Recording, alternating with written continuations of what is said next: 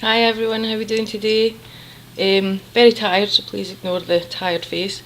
But yeah, so today I thought it would be nice to talk about who my favourite authors and books are and things like that. Um, because I recently started rereading my favourite series, which is the Dirk Pitt series by Clive Cussler. And I've always loved those books. I've got the entire collection, not only on my Kindle, but I've actually got the entire collection in book form that I keep pulling out every now and again to reread them. I just love getting the books in my hands. I love how Dirk Pitt and Al Giardino can always save the day, but they're still completely human. At the end of the day, they're not supermen, they're not superheroes. They are definitely my favourite ones. I'm reading Atlantis Found just now, which is, I think that's my second favourite. I think Cyclops and Sahara are my favourites.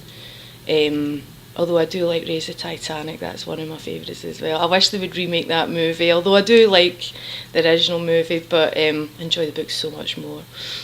I like action stories. I like a wee bit of darkness, a wee bit of mind games kind of thing.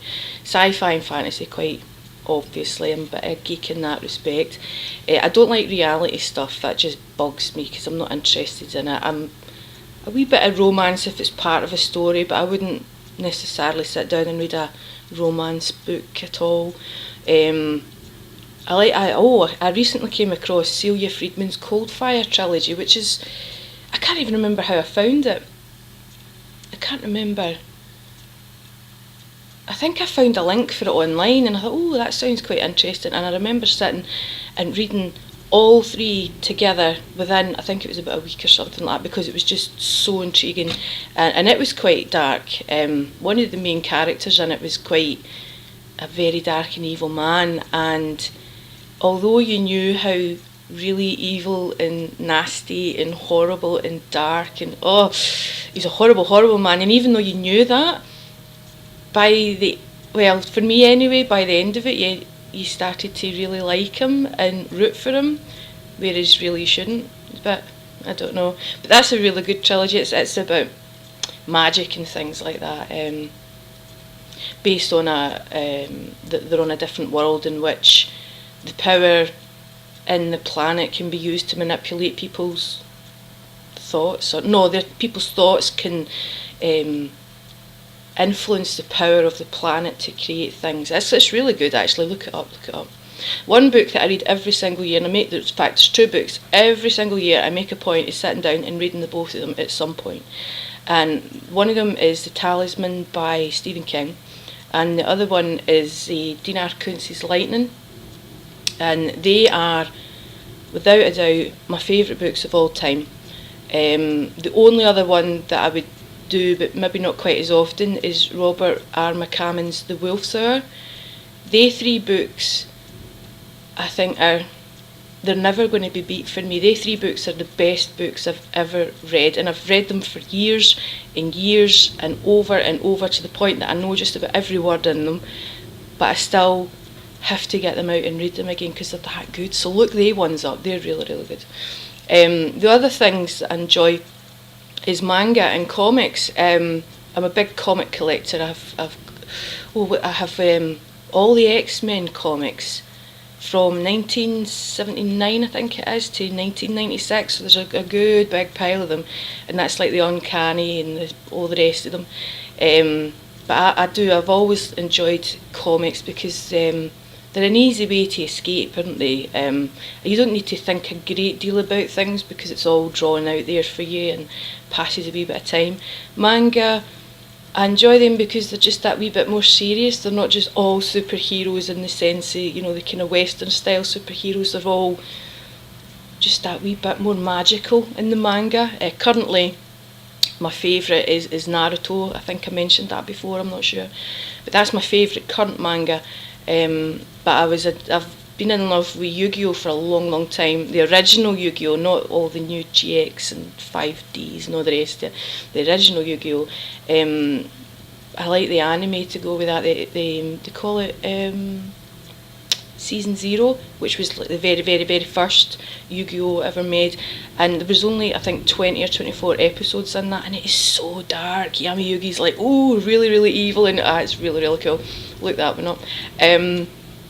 Yeah, I've read a lot of mangas over the years, and they two at present are my favourite. Full Metal Alchemist, that's another really, really good one.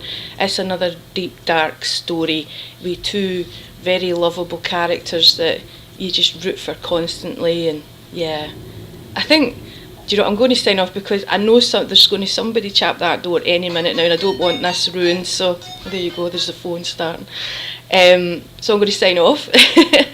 Why don't you let me know what your favourite authors or books or stories or comics or whatever, let me know what your favourites are. Give us a comment. Nobody's commenting, please comment. We don't know if we're doing anything well here or not. And it's, NaNoWriMo is coming up so quickly. It's not long now, few days I suppose. Quite excited about it. So yeah, so okie dokie. I'll see you later, guys. Take care all. Bye. Hello, it's me again. Another couple of books that I should have mentioned in the first one and it totally went out my head is obviously Harry Potter. Love Harry Potter. Lord of the Rings, love Lord of the Rings. I've got all of them as well. Mary Higgins Clark, A Cry in the Night.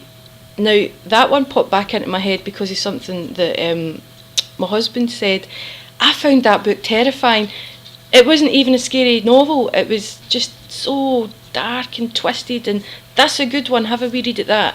I haven't read it for years and years right enough. I might be wavering, but I do remember it and being a great, great book, and I did reread that one a couple of times.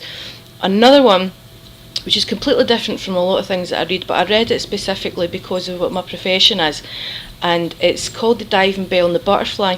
Now, I know that there was a film made about this book, but I haven't actually seen it, so I don't know if the film's, if it's any good.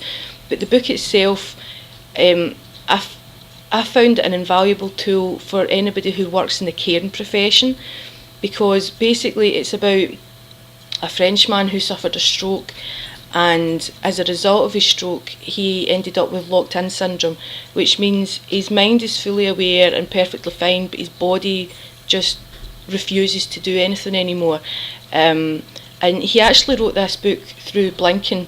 He had a special writer who came in and sat with him for, I think it was 4 or 5 months, and she would go through letters of the alphabet, and he would blink when it was the right letter that he wanted, so it was blinking constantly, and this is how he wrote the book.